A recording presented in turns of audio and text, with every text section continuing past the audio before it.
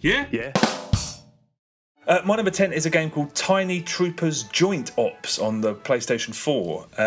This is a blend of content from 2 iOS games, Tiny Troopers and I think just Tiny Troopers 2. Have you played either of those games? No, I've not. They sound like...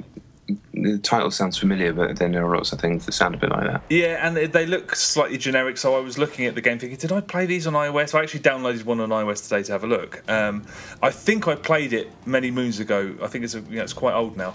They're sort of isometric combat games that look, if you squint, a little bit like Cannon Fodder, but I feel slightly ashamed for having mentioned Cannon Fodder in relation to this.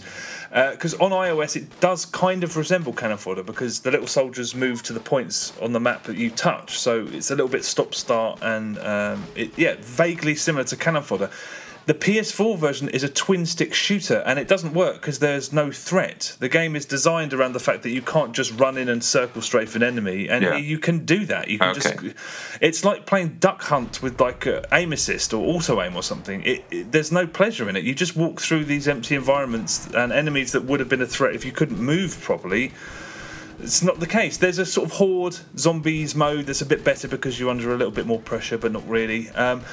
This game costs £5 on PSN. There is cross-play on Vita and I think also PS3. I think it's across all three. Definitely Vita and PS4.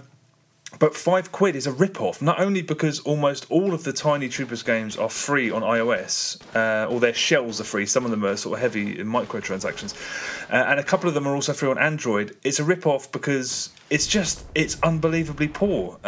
As I've said before, I think Sony need to start segregating games like this from the rest of their downloadable stuff, because if they keep releasing games and just throwing them on the store, eventually that space is going to start feeling like a sketchy flea market like XBlig. Again, I'm repeating myself, but as was the case with another shocking PSN game, Flustercluck, which I spoke about whenever, you can find a version of this game that's far, far better for 69p on XBlig. This should only have ever been a phone game. It's rubbish.